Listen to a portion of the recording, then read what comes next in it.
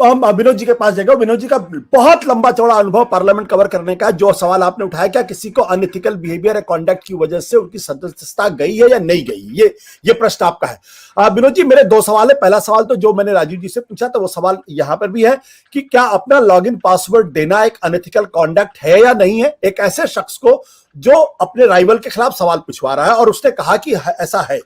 दूसरा प्रश्न यह है कि क्या कभी इस तरीके से अनएथिकल कॉन्डक्ट की वजह से किसी की संसद सदस्यता गई है या नहीं। कैश फॉर क्वेरी में तो बहुत से मेंबर्स ऑफ पार्लियामेंट एक्सपेल हुए थे। सोमनाथ चटर्जी के टाइम में हुए थे और वो फिर कोर्ट के पास भी गए थे और कोर्ट ने कहा था कि हम इसमें इंटरवीन नहीं कर सकते हैं क्योंकि ये पार्लियामेंट का अधिकार है। मैं उस विषय में नहीं जाना चाहता, ना मैं यहां पर बैठ के कोई जजमेंट पास करना चाहता हूं कि उस रिपोर्ट में क्या है। आशुतोष जी, ये एथिक्स कमेटी है और एथिक्स कमेटी की रिपोर्ट जो है वो पब्लिक में डिस्कस हो रही है, एक टेलीविजन चैनल पे बड़ी तफसील से चली है। This report is a property of parliament. ये स्पीकर के पास पहुंचने से पहले कैसे पब्लिक हो गई, हम और आप कैसे डिस्कस कर रहे हैं इसको, और इस अनएथिकल कंडक्ट के लिए कौन जिम्मेवार है। स्पीकर के निर्णय से पहले आप एक सिटिंग मेंबर ऑफ पार्लियामेंट को पशेमान कर रहे हो, उसका कैरेक्टर असैसिनेशन कर रहे हो, उसके निर्णय से पहले। क्या ये एथिकल है? कि कैसे एथिकल है? और जहां तक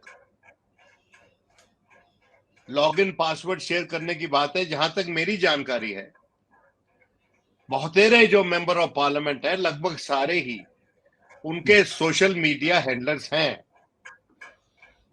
जिनका काम ही है आजकल, ये एक्सपर्टीज है। मुझसे बहुत से मिलते हैं जी, मैं सोशल मीडिया हैंडलर हूं, उस नेता का, उस नेता का, उस नेता का। हमारे जो नेता लोग हैं वो टेक्नोलॉजिकली सेवी नहीं है। और रही बात सवाल उठाने की, और रही बात की हीरानंदानी साहब कॉम्पिटिटर थे अडानी साहब के, मैं पूछना चाहता हूं कौन कौन से सेक्टर में कॉम्पिटिटर थे, कितना जबरदस्त कंपटीशन था। क्या अडानी के साथ के खिलाफ कोई कंपटीशन में खड़ा हो रहा है क्या आजकल? ये हीरानंदानी साहब रातों रात कॉम्पिटिटर हो गए उनके। अब ये कहा जा रहा है, मैं सुन रहा था माननीय मेंबर ऑफ पार्लियामेंट जो फॉर्मर आईएएस ऑफिसर हैं, महिला हैं, मैं उनका नाम नहीं लेना चाहता क्योंकि मैं उनकी बात पे तंज कसने वाला हूं। वो कहती है he has given a sworn affidavit, और इसलिए हमने उसको नहीं बुलाया सवाल जवाब के लिए। अरे भाई, in that sworn affidavit he has admitted to have abetted a crime. He is complicit. अगर जो उसने लिखा है वो सही है तो he is complicit in all that Mahua Moitra has done allegedly. वो तो खुद आरोपी है और वो कन्फेशन दे चुका है पार्लियामेंट की कमेटी को, एथिक्स कमेटी को।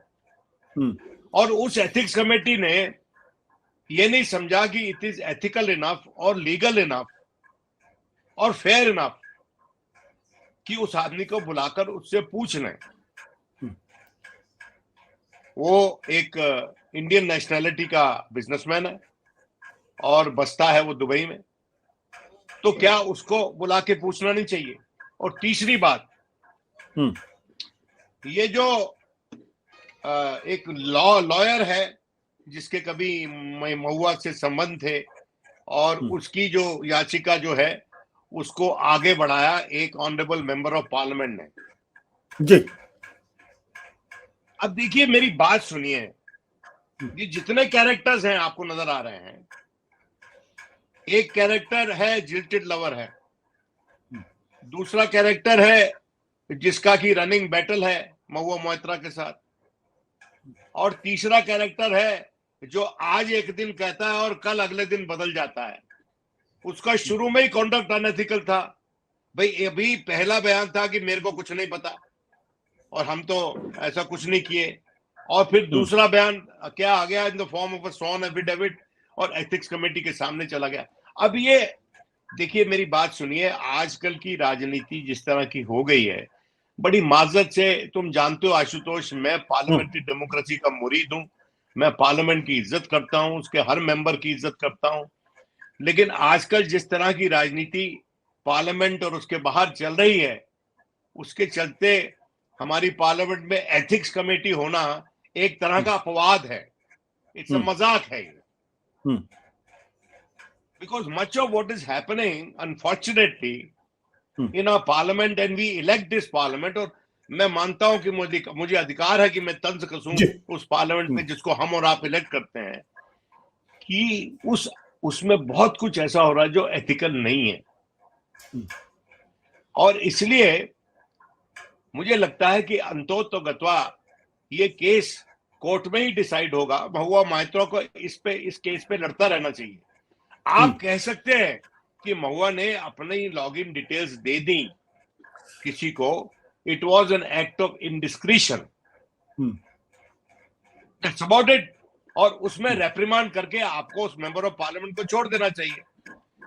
आप पहले तो अध्ययन करें उन सवालों का कि क्या वो सवाल जो पार्लियामेंट के पटल पे पूछे गए, क्या वो गलत थे, क्या वो सवाल सही नहीं थे, क्या वो उचित थे कि नहीं थे, क्या वो सही सवाल थे किसी एक उद्योगपति को कटघरे में खड़ा करने के लिए, जिसके ऊपर विभिन्न प्रकार के आरोप लग रहे थे और जिसको प्रेजेंट पावर डिस्पेंसेशन की पेटर्नेज थी। ये बातें आपको पहुंचनी पड़ेगी ना, क्योंकि वो रिपोर्ट आधी हमारे सामने है और आधी नहीं है, और पता नहीं वो कैसे बाहर आ गई है। इस रिपोर्ट को तो स्क्रैप कर देना चाहिए स्पीकर को। विनोद जी आपने कहा कैसे बाहर, बट विनोद जी माफ करेंगे, मैं आपको बीच में टोक रहा हूं। मैं एक बुनियादी सवाल आपसे पूछ रहा हूं कि एक पत्रकार ने वो खबर निकाली, तो पत्रकार तो उसके लिए दोषी नहीं हो सकता है, और जिसने खबर लीक की वो जाने। लेकिन अगर कोई पत्रकार कहीं से कोई खबर निकाल के उसको रिपोर्ट कर रहा है, इतने भोले को बन रहे हो। नहीं मैं खबर इतने भोले मत बनो यार। ये नहीं मैं खबर चल के आई, वो चल के आई, दस्तक दे रही थी, चल के आई, वो ठीक है, वो ठीक है। क्यों ना मुझसे नाम उसका निकलवाते हो? वो दरवाजे में पहुंची खबर, वो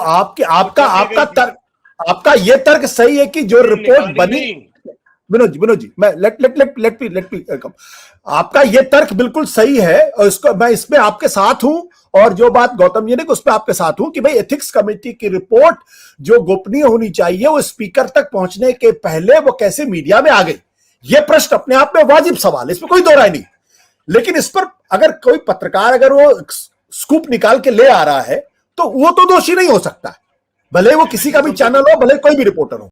सत्य हिंदी का ऐप डाउनलोड करें गूगल प्ले स्टोर पर।